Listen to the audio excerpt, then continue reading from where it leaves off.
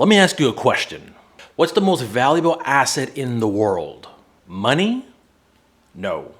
Rich people go broke all the time. Looks? No. Beautiful people end up miserable. How about talent? Not at all.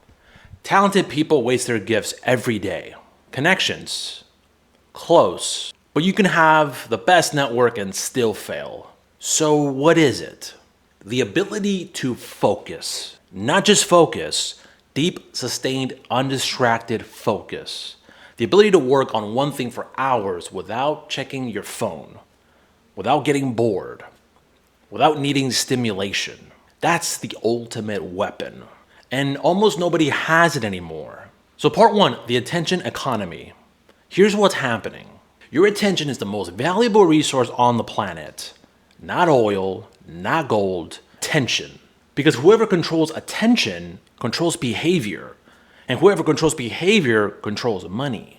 That's why every tech company on earth is fighting for your eyeballs. Facebook, Instagram, TikTok, YouTube, Twitter. They're all in the same business, stealing your attention and selling it to advertisers. And they're very good at it.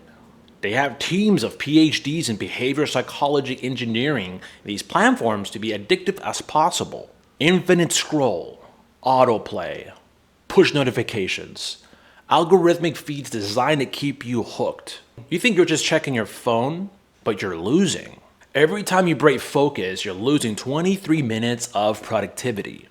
That's research from UC Irvine. 23 minutes to fully refocus after a distraction. So if you check your phone 10 times during a work session, you've lost nearly 4 hours of productivity. And most people check their phone 96 times a day. That's once every 10 minutes while you're awake. You're not working. You're context switching. And context switching is killing you. Part two, the focus premium. Now let me show you why this matters financially. Cal Newport wrote a book called Deep Work. In it, he argues that the ability to focus without distraction is becoming the most valuable skill in the economy. Why? Because most work is shallow now. Email, meetings, Slack messages, busy work. Anyone can do shallow work.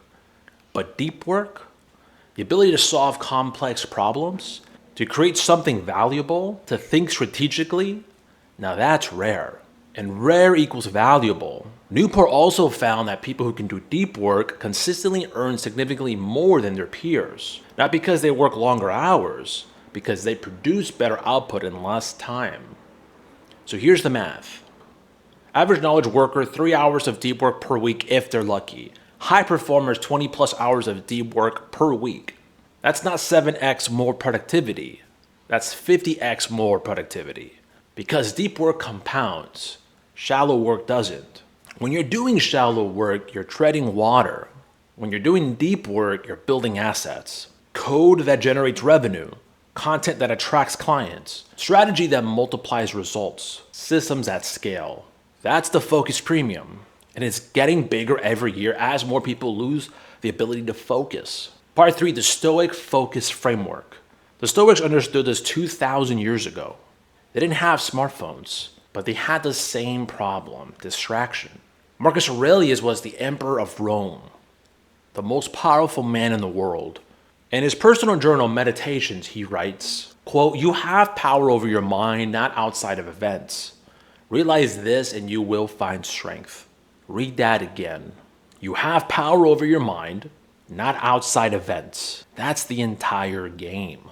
Most people are reactive. Something happens, they respond.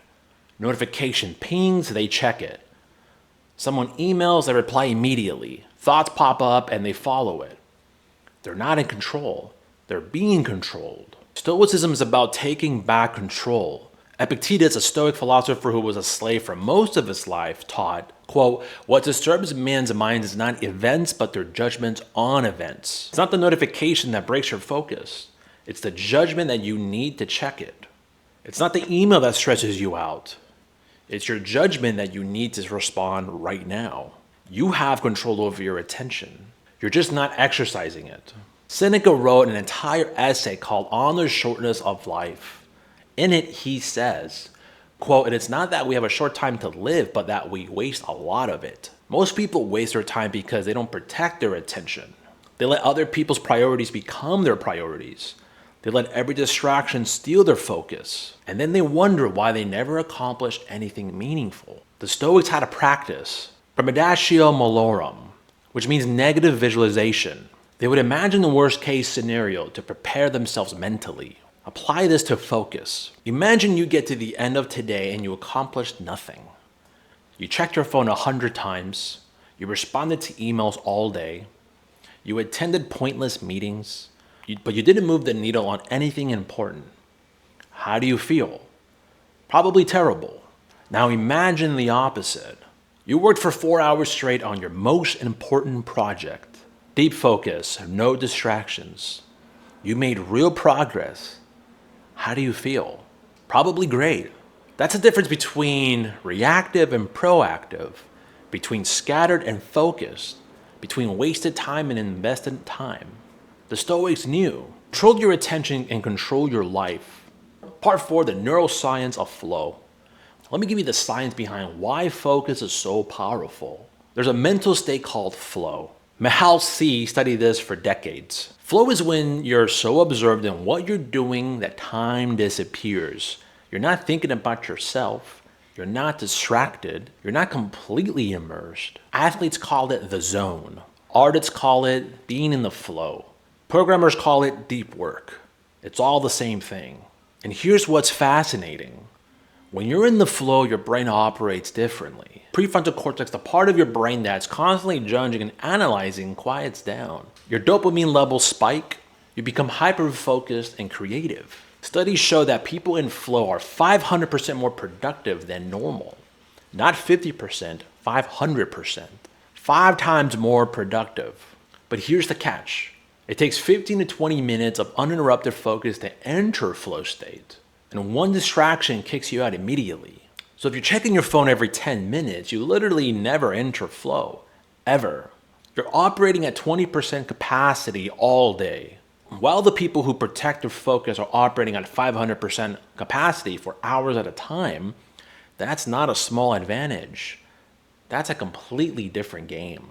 Part 5, the warfare metaphor. So Jocko Willink, former Navy SEAL commander, talks about discipline being a weapon.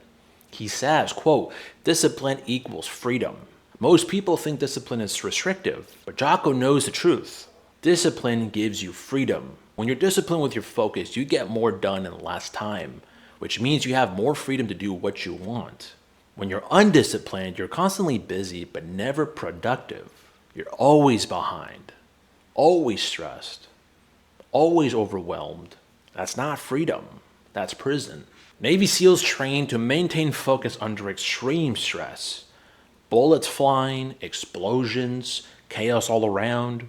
And they have to make life or death decisions in that environment. How? By controlling what they can control, their attention.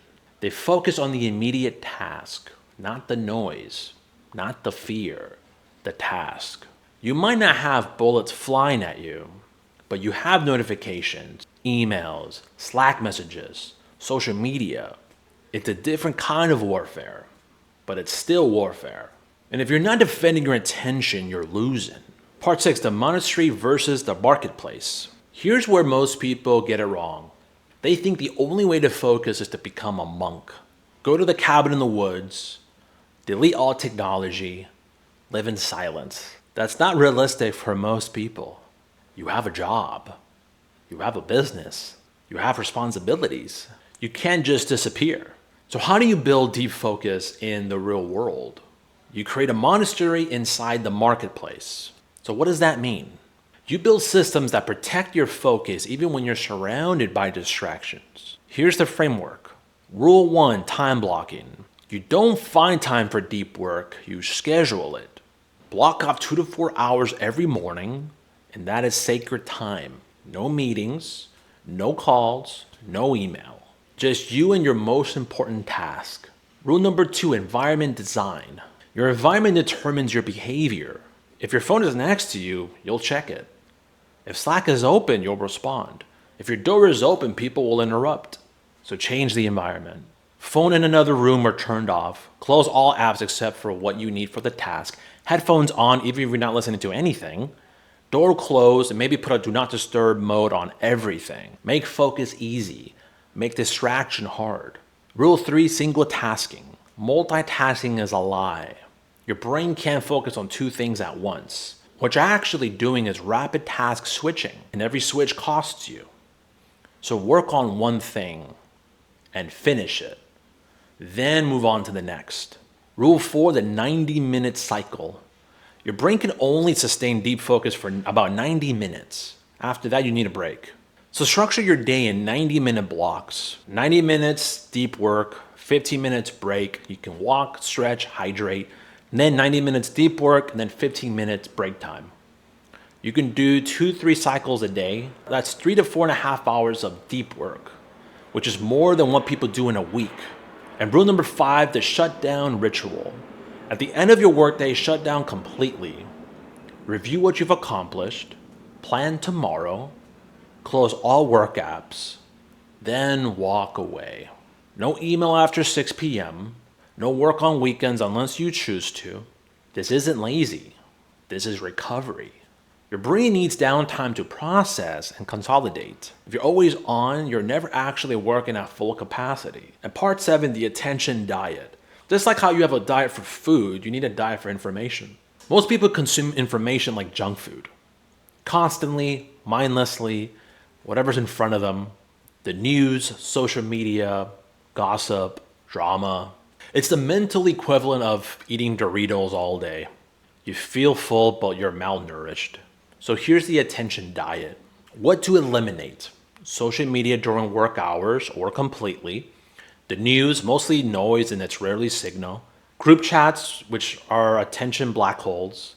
Autoplay anything like Netflix, YouTube, push notifications, all of them. And what to consume intentionally. Books, podcasts, only specific episodes, not endless browsing. Courses for structured learning. Conversations, real ones, not digital ones. And here's the rule. If you didn't choose to consume it, don't consume it. No mindless scrolling. No just checking. No just quick look. Every minute of attention should be intentional. Part 8, the Viktor Frankl lesson. Viktor Frankl survived Auschwitz. In his book, Man's Search for Meaning, he describes how he survived when so many others didn't. It wasn't physical strength. It wasn't luck. It was ability to control his inner world when his outer world was hell. He writes, quote, everything can be taken from a man but one thing, the last of the human freedoms, to choose one's attitude in any given set of circumstances, to choose one's own way. Read that again. Everything can be taken from you except your ability to choose your response. Frankl was in a concentration camp, starving, tortured, watching people die every day. And even there, he chose what to focus on. He focused on meaning, on hope, on the future he wanted to create. If he can control his focus in a concentration camp, you can control yours in an office. You have everything he didn't have. Freedom, food, safety, and you're letting push notifications control your attention? Come on now. You have more power than you realize. You're just not using it. And part 9, the competitive advantage. Here's why this matters more than ever. 10 years ago, focus was common. Most people could work for hours without distraction. And now, the average person can't focus for 10 minutes. That means if you can focus, you have a massive competitive advantage. While everyone else is distracted, you're building. While they're consuming, you're creating. While they're scattered, you're surgical. And the gap is widening. Every year, technology gets better at capturing attention. Every year, fewer people can resist, which means the focus premium gets higher. 5 years from now, the ability to focus would be like having a PhD in 1950. Rare, valuable, undeniable. So the question is, are you going to be in the distracted majority or the focus minority? And part 10, the daily practice. Let me give you the daily practice. This is what I do, and I've seen this work for hundreds of others. Morning from 6 a.m. to 10 a.m., wake up, no phone for the first hour, drink water, move your body, whether it's a walk, workout, stretch, then straight to deep work. 4 hours, no distractions. This is when your brain is freshest. This is for when you do your most important work. Then midday, 10 a.m. to 2 typically. Now you check email, respond to messages, take meetings. All the shallow work has to get done, but you already did the deep work. So even if the afternoon is chaos, you moved the needle. Then afternoon, which is 2 to 6, second deep work block if needed, or strategic work, planning, thinking, no meetings if possible. Then evening from 6 to 10, we shut down completely, no work. We read, we spend time with the people you care about, we recover. Then before bed, you review the day, plan tomorrow, no screens 30 minutes before sleep. And that's it. Simple, not easy, but simple. Part 11, the choice. Here's the bottom line. You have a choice to make every single day. Are you going to protect your attention, or are you going to let it be stolen? Are you going to do deep work, or are you going to stay busy but unproductive? Are you going to build something meaningful, or are you going to scroll through other people's lives? This isn't about being perfect. You'll get distracted sometimes, everybody does, but it's about the default. What's your default mode? Focused or scattered? Proactive or reactive? Creating or consuming? Because your default determines your destiny. Marcus Aurelius knew this. That's why he wrote in Meditations, quote, "You have power over your mind, not outside events. Realize this and you will find strength." The ultimate weapon isn't money. Money comes and goes. It's not looks. Looks fade. It's not talent. Talent without focus is wasted potential. The ultimate weapon is the ability to focus, to decide what deserves your attention, and to give it fully, without distraction, without compromise. Master that and everything else becomes easier. Because focus is leverage. 1 hour of focused work is worth 10 hours of distracted work. One focused person can outcompete 10 distracted people. So protect your focus. Your life depends on it, because it does. Your income depends on it. Your impact depends on it. Your legacy depends on it. The world is full of distractions, and it's only getting worse. But you have a choice. You can let your attention be stolen, or you can weaponize your focus and build something extraordinary. The Stoics figured this out 2,000 years ago, and now it's your turn. So let's go build. Thank you very much.